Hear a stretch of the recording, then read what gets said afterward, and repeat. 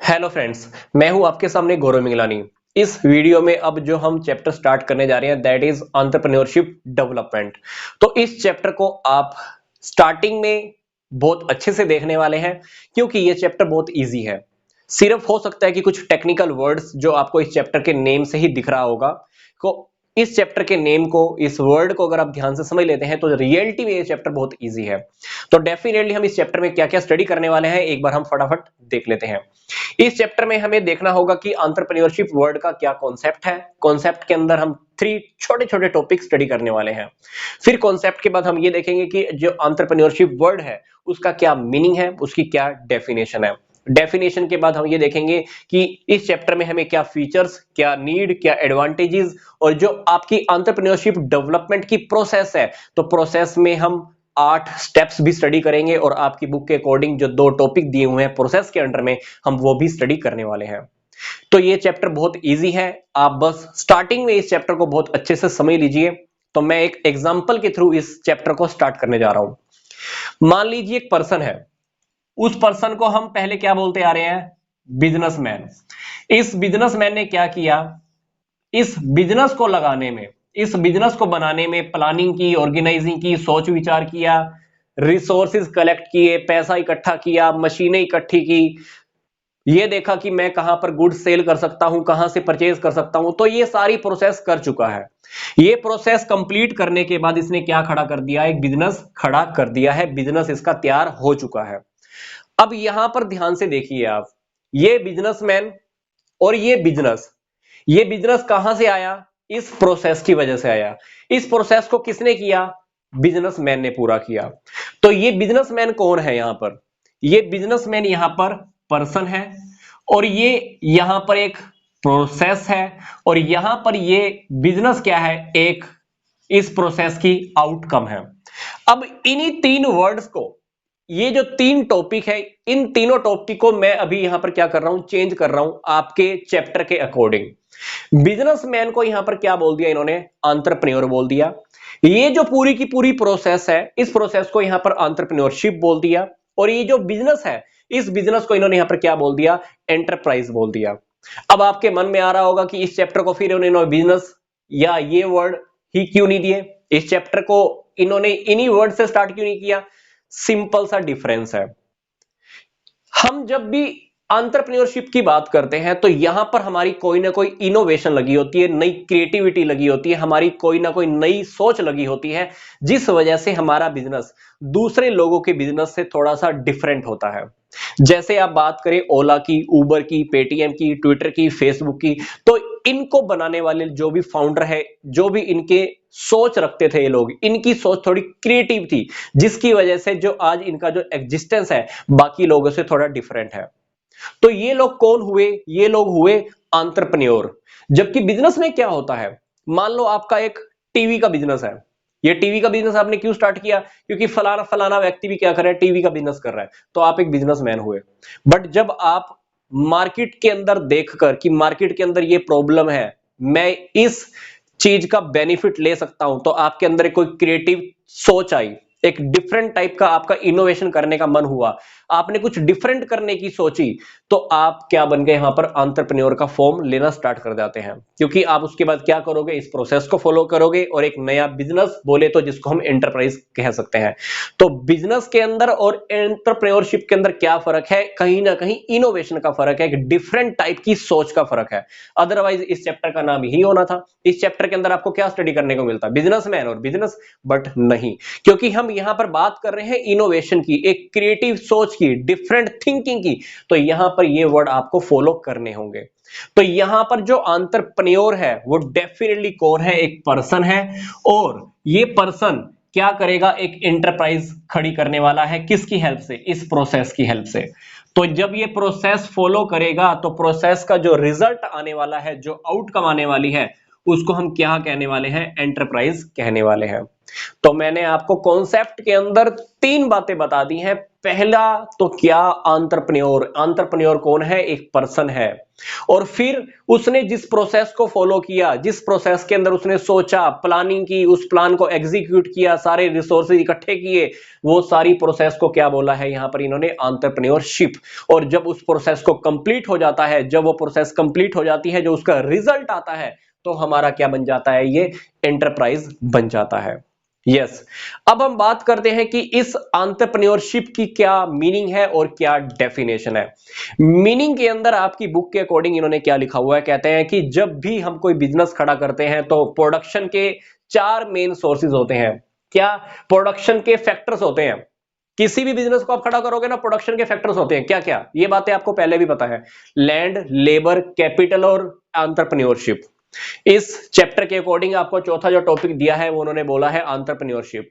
कहते हैं कि किसी भी बिजनेस के अंदर 4 मेन चीजें होती हैं। क्या? लैंड, लेबर, कैपिटल और एंटरप्रेन्योरशिप। कहते हैं कि अगर हम इस प्रोसेस को हटा दें, अगर हम इस एंटरप्रेन्योरशिप की प्रोसेस को हटा दें, तो हमारे पास जो ये 3 फैक्टर हैं, ये 3 फैक्टर भी किसी काम के नहीं है। तो ये सबसे मेन इंपॉर्टेंट फैक्टर है। इस प्रोसेस के ऊपर काम करना बहुत जरूरी है, तभी आप बिजनेस खड़ा कर पाते हैं।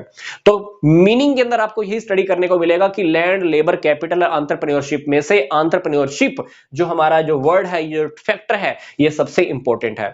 अब बात करते हैं कि एंटरप्रेन्योरशिप की जो डेफिनेशन है वो क्या कहती है। डेफिनेशन के अंदर कहा गया है जो एंटरप्रेन्योरशिप की जो प्रोसेस है, जो टॉपिक है, वो एक सिस्टमैटिक है, पर्पसफुल है, और हम एक क्रिएटिव एक्टिविटी के साथ स्टार्ट करते हैं। यस, एंटरप्रेन्योरशिप के अंदर जो प्रोसेस है, ये प्रोसेस बहुत सिस्टमैटिक है। दूसरी बात क्या, हम जो भी काम करने जा रहे हैं किसी पर्पस के अकॉर्डिंग करने जा रहे हैं। पेटीएम जब एग्जिस्टेंस में आया तो उसके पीछे बहुत बड़ी सोच थी। ओला, उबर जब भी एग्जिस्टेंस में आया तो उसके पीछे बहुत बड़ा पर्पस था। पर्पस तो था ही, उसके पीछे एक बहुत बड़ी क्रिएटिव सोच भी लगी हुई थी। उन्होंने कुछ डिफरेंट करने का सोचा था, डिफरेंट तरह की इनोवेशन थी। तो ये दोनों तीनों चीजें होनी चाहिए। That's means we are working on the entrepreneurship. तो एंटरप्रेन्योरशिप के अंदर कहीं ना कहीं जब हम बिजनेस खड़ा करेंगे तो वहां पर रिस्क भी होने वाला है, अनसर्टेनिटी भी होने वाली है। किसको लेकर? बिजनेस को लेकर। जो भी हम बिजनेस सेटअप करने का प्लान कर रहे हैं उसमें रिस्क भी है, अनसर्टेनिटी भी है। क्या पता नहीं हम सक्सेस हो भी पाएंगे या नहीं हो पाएंगे। सक्सेस हो गए तो डेफिनेटली हमारा एक बहुत बड़ा बिजनेस सेटअप होने वाला है। अदरवाइज तब तक आप ये मानकर चलो कि आपका रिस्क भी है और अनसर्टेनिटी भी है। और आप कुछ इस तरह से अपने बिजनेस को मैनेज करते हो, आप कुछ इस तरह से अपने बिजनेस को मैनेज करते हो ताकि गुड्स और सर्विसेज जो बायर्स हैं उनको बहुत अच्छे से अवेलेबल हो, इन्वेस्टर्स को कंसिडरेशन मिले, और जो एंटरप्रेन्योर है, जो बिजनेसमैन है, उसको क्या मिले? प्रॉफिट मिले। यहां पर हम कम्युनिटी के सारे सेक्टर्स को कवर करके चल रहे हैं। जो भी पर्सन हमारे प्रोडक्ट को परचेज करेगा उसको वैल्यूएबल गुड्स मिले, गुड्स या services, valuable goods to buyers. दूसरी, जिन लोगों ने हमारे बिजनेस में इन्वेस्ट किया उसको बदले में कुछ ना कुछ तो रिटर्न मिलना चाहिए, क्योंकि जो भी पर्सन कहीं पर इन्वेस्टमेंट करता है, इन्वेस्टर्स होंगे तो इन्वेस्टर्स को रिटर्न में तो कुछ मिलना चाहिए ना। तो इन्वेस्टर्स को कंसिडरेशन मिलना चाहिए, और जिस पर्सन ने इस थिंकिंग के साथ स्टार्टिंग की थी उस पर्सन को रिटर्न में क्या मिलना चाहिए? प्रॉफिट मिलना चाहिए।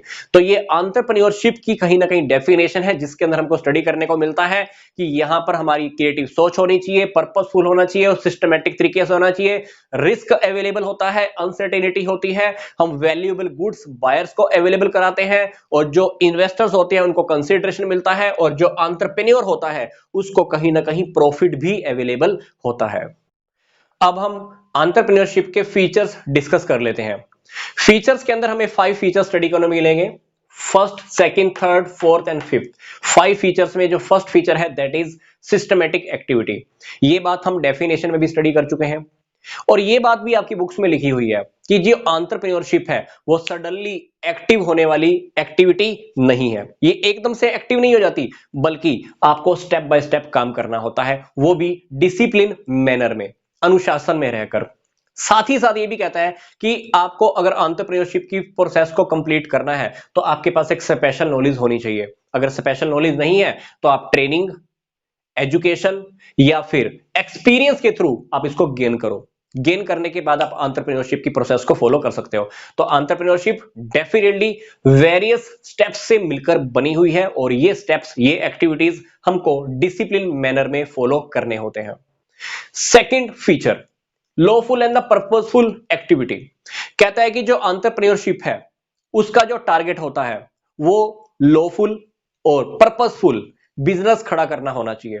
हम कोई भी ऐसा बिजनेस नहीं कर सकते जो इलीगल होगा। अगर आप कोई भी इलीगल काम करते हो तो वो कानून के दायरों से बाहर हो जाएगा और उसमें फुल रिस्क रहने वाला है। तो इलीगल काम करना आपका टारगेट नहीं होना चाहिए। प्लस आपको यह भी कह रहा है कि आपको बायर्स को देना होता है वैल्यूएबल गुड्स, इन्वेस्टर्स को क्या देना होता है कंसिडरेशन, और एंटरप्रेन्योर को क्या देना होता है प्रॉफिट। क्योंकि ये हमारी कम्युनिटी के तीन वो सेक्टर हैं जिनको हमें रिटर्न में कुछ ना कुछ तो देना होता है। बायर्स को अच्छे वाले प्रोडक्ट या सर्विसेज, इन्वेस्टर्स जो हमारे बिजनेस में इन्वेस्ट करते हैं इनको रिटर्न, और जो एंटरप्रेन्योर जिसने बिजनेस खड़ा किया इसको क्या चाहिए प्रॉफिट। तो हमको इन बातों का भी ध्यान में रखना होता है। तीसरी बात इनोवेशन।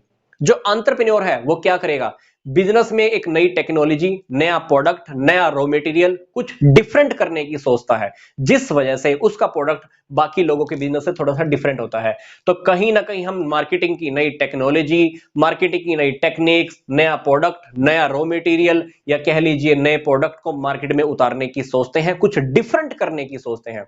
ओला का एग्जांपल देख लीजिए, पेटीएम का एग्जांपल देख लीजिए, उबर का एग्जांपल देख लीजिए। तो जितने भी डिफरेंट डिफरेंट कुछ करने की टेक्निक्स आई हैं उसके अंदर कहां है, उसके अंदर क्या है, उसके अंदर है इनोवेशन, क्रिएटिविटी। फोर्थ पॉइंट क्या है, ऑर्गेनाइजेशन ऑफ प्रोडक्शन। इसके अंदर हमको क्या करना है, जो एंटरप्रेन्योर है वो क्या करेगा, जितने भी नए मेथड है प्रोडक्शन के उनको अडॉप्ट करेगा। वो ये देखेगा कि टाइम को, प्लेस को, रिसोर्सेज को कैसे यूटिलाइज किया जाए।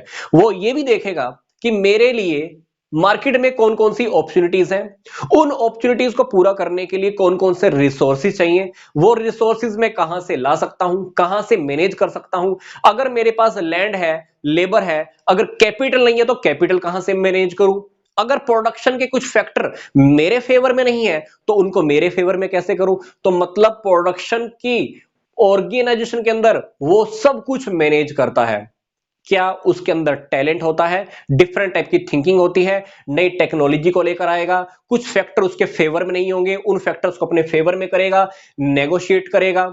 कहीं पर अगर कोई प्रोडक्ट लाख रुपए का मिल रहा होगा तो हो सकता है कि वो प्रोडक्ट वहां से वो 90,000 या 80,000 में खरीदने की भी बात करे। तो नेगोशिएशन की उसकी पावर भी उसके अंदर होनी चाहिए। जैसे आप लोग मार्केट में जाते हो तो बार्गेनिंग करते हो, तो वैसे ही जो एंटरप्रेन्योर है उसके अंदर नेगोशिएट करने की पावर होनी चाहिए। तो ताकि हमारा प्रोडक्शन कुछ इस तरीके से होगा कि हमारी कॉस्ट तो कम हो जाए और प्रॉफिट हमारे इंक्रीज हो जाए। तो प्रोडक्शन करने के लिए काफी सारी बातें वो ध्यान में रखेगा, सब रिसोर्सेज को प्रॉपर वे में यूटिलाइज करने के बारे में सोचने वाला है वो। Next point is risk taking. अब डेफिनेटली आप बिजनेस खड़ा कर रहे हो तो रिस्क तो होने वाला है, तो रिस्क को आप किसी भी हालत में बिजनेस में से रिमूव नहीं कर सकते। अब आपने रॉ मटेरियल खरीदा है तो पेमेंट करनी होगी, आपने किसी से कॉन्ट्रैक्ट किया है तो उसकी भी पेमेंट लेनी देनी पड़ सकती है। तो किसी को पेमेंट लेनी है, किसी को पेमेंट देनी है, ये डिपेंड करेगा आपके बिजनेस के सक्सेस या फेलियर के ऊपर। तो बिजनेस आप किसी भी तरीके का खड़ा करो, बिजनेस आपका छोटा है या बड़ा है, तो आपको हर हालत में रिस्क तो लेना ही पड़ता है। तो रिस्क को आप रिमूव नहीं कर सकते। तो एंटरप्रेन्योरशिप के इस फीचर के अंदर, फिफ्थ फीचर के अंदर ये बात बिल्कुल क्लियर कट है, तो आपको रिस्क तो लेना ही पड़ेगा। तो ये थे हमारे एंटरप्रेन्योरशिप के 5 फीचर्स। अब हम स्टडी कर लेते हैं कि एंटरप्रेन्योरशिप की क्या नीड है, क्या जरूरत है। 3 नीड्स हमको स्टडी करने को मिल रही हैं। फर्स्ट, नीड के अकॉर्डिंग कुछ कंट्रीज ऐसी होती हैं जो डेवलपिंग स्टेज में होती हैं। अगर उस कंट्री की डेवलपमेंट की प्रोसेस अगर हमें स्टार्ट करानी है, प्रोसेस डेवलपमेंट की तेज करनी है, तो हमें एंटरप्रेन्योरशिप के ऊपर डिपेंड रहना होगा। क्योंकि जो एंटरप्रेन्योरशिप का जो रिजल्ट होता है वो क्या होता है, बिजनेस होता है। एक बिजनेस खड़ा होता है तो उस एक बिजनेस को देखकर दूसरे लोग भी मोटिवेट होते हैं, वो भी अपने बिजनेस खड़े करते हैं। तो इस तरीके से क्या होगा, कंट्री की डेवलपमेंट होनी स्टार्ट हो जाती है। एक बिजनेस से दूसरा, दूसरे से तीसरा, तीसरे से चौथा। तो जब काफी सारे बिजनेस खड़े हो ही गए हैं तो काफी सारे लोगों को इनकम मिलेगी, काफी सारे लोगों को नौकरियां मिलेंगी, तो कहीं ना कहीं कंट्री की डेवलपमेंट स्टार्ट हो जाती है। सेकंड पॉइंट के अकॉर्डिंग हमें एंटरप्रेन्योरशिप की जरूरत इसीलिए भी है क्योंकि हमें किसी कंट्री की डेवलपमेंट की रेट को मेंटेन करना होता है। क्योंकि हमने पहले से तो कोई बिजनेस खड़े कर ही दिए, तो उस पहले से चल रहे बिजनेसेस के अंदर अब हमको क्या करना है, कुछ ना कुछ इनोवेशन लगानी है, टेक्नोलॉजी चेंज करनी है, मशीनें चेंज करनी है, प्रोडक्शन के मेथड चेंज करने हैं। तो नई क्रिएटिविटी लेकर आनी होती है, किसमें, पहले से चल रहे बिजनेस के अंदर। तो या तो आप नए बिजनेस खड़े करने स्टार्ट कर दो, या जो पहले से बिजनेस चल रहे हैं उनके अंदर आप इनोवेशन करना स्टार्ट कर दो। तो उससे बेनिफिट क्या होने वाला है, कंट्री की डेवलपमेंट की जो रेट है वो बनी रहती है, वो कंट्री विकास के क्षेत्र में पिछड़ती नहीं है, डाउन नहीं जाती है। तो इनोवेशन होता रहता है, चेंजेस होते रहते हैं, हम मार्केट के अकॉर्डिंग चलते रहते हैं, टेक्नोलॉजी नई नई लाते रहते हैं, तो कंट्री की डेवलपमेंट बनी रहती है। थर्ड, किसी भी कंट्री के अंदर अगर एंटरप्रेन्योरशिप चल रहा है तो उससे लोगों को क्या मिलने वाला है, अपॉर्चुनिटीज मिलने वाली है, एम्प्लॉयमेंट की, नौकरियां। क्योंकि किसी भी कंट्री के अंदर सरकार कितनी भी अच्छी क्यों ना हो, पर सभी को सरकारी नौकरियां, गवर्नमेंट जॉब नहीं मिल सकती। हमको डिपेंड रहना पड़ता है एंटरप्रेन्योरशिप के ऊपर, क्योंकि इसका रिजल्ट क्या होता है, बिजनेस। जब बिजनेस खड़ा होता है तो बिजनेसमैन को तो फायदा होता ही होता है, प्लस इसके साथ साथ हम काफी सारे लोगों को नौकरियां भी अवेलेबल करा सकते हैं। तो डेफिनेटली हमने 3 नीड्स स्टडी की है किसी भी कंट्री की डेवलपमेंट के लिए, डेवलपमेंट को मेंटेन करने के लिए और लोगों को एम्प्लॉयमेंट देने के लिए एंटरप्रेन्योरशिप की जरूरत है। अब हम देख लेते हैं कि एंटरप्रेन्योरशिप की क्या एडवांटेजेस हैं। First, you are a job provider. Definitely जब आप एंटरप्रेन्योरशिप की प्रोसेस को फॉलो करते हो तो क्या खड़ा होता है, एक बिजनेस खड़ा होता है।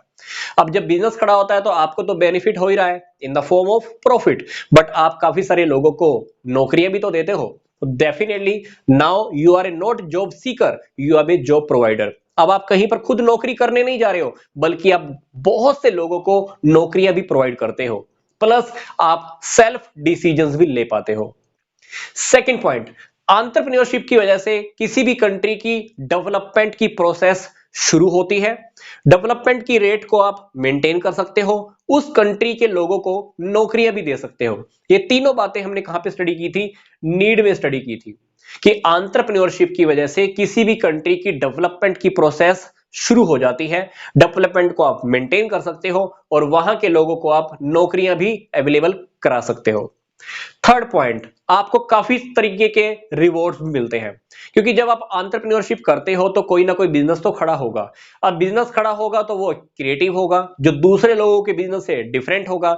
तो उसके सक्सेस होते ही गवर्नमेंट आपको कहीं ना कहीं फाइनेंशियल या आपको डिफरेंट टाइप के काफी सारे रिवॉर्ड्स भी अवेलेबल कराती है, जो आपके माइंड को सेटिस्फेक्शन देते हैं, और इस तरीके से आप आगे और भी इनोवेटिव तरीके से काम कर पाते हैं।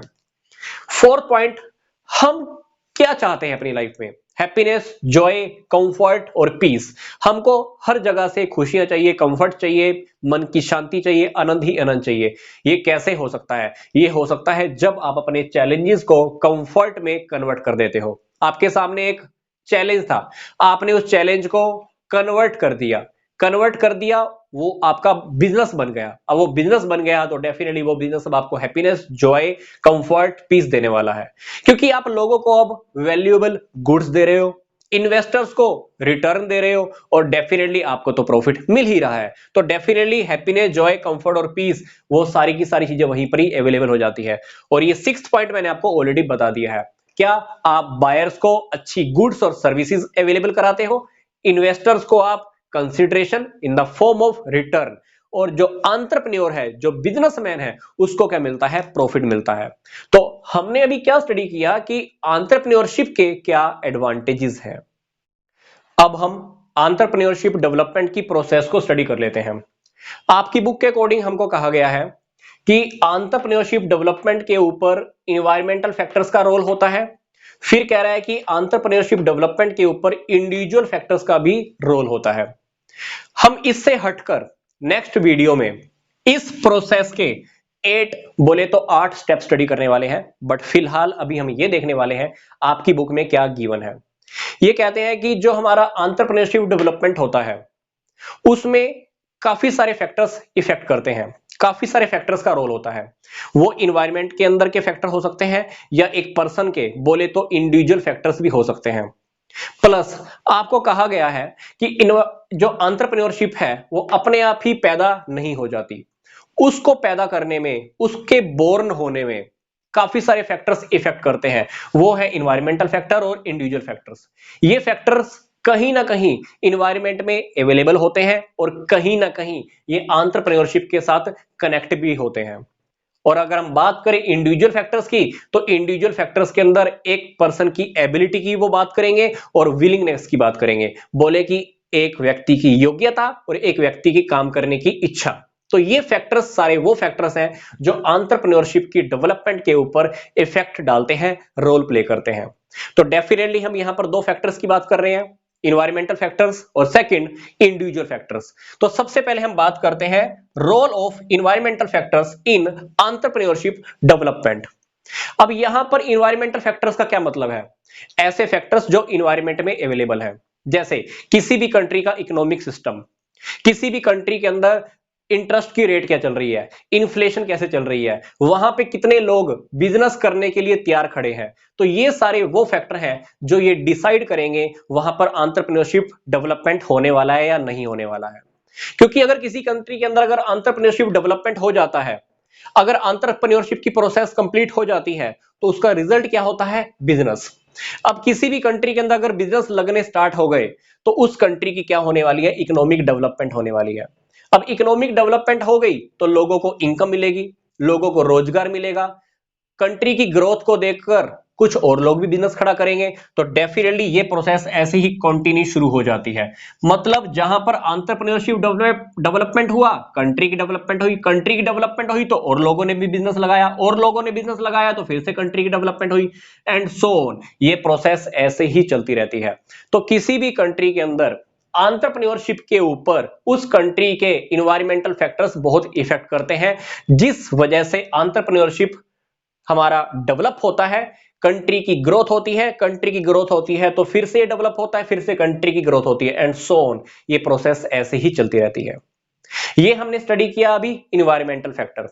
अब हम बात करते हैं इंडिविजुअल फैक्टर्स की, कि इंडिविजुअल फैक्टर में हम क्या कह रहे थे? एक पर्सन की एबिलिटी और विलिंगनेस। अगर ये दोनों फैक्टर्स एक इंसान के अंदर है तो डेफिनेटली एंटरप्रेन्योरशिप होने वाला है और जिसका रिजल्ट होगा बिजनेस। यस, तो एंटरप्रेन्योरशिप डेफिनेटली कंप्लीट होने वाला है अगर किसी पर्सन के अंदर एबिलिटी भी है और विलिंगनेस भी है। बट फिर भी आपकी बुक के अकॉर्डिंग इस टॉपिक को भी फर्दर इन्होंने आगे 4 पार्ट्स में डिवाइड कर दिया है।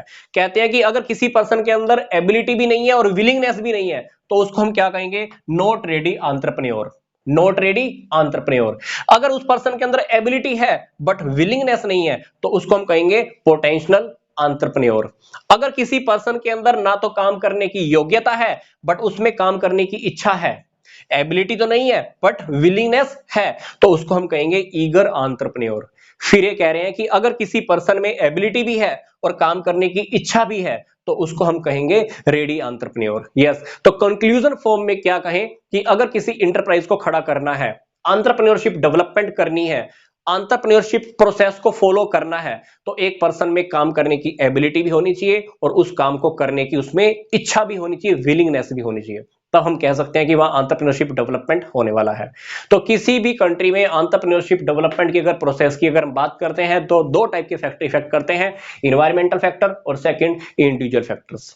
तो ये था हमारा एक सिंपल सा टॉपिक जिसमें हमने स्टडी किया यहां पर एंटरप्रेन्योरशिप डेवलपमेंट की प्रोसेस।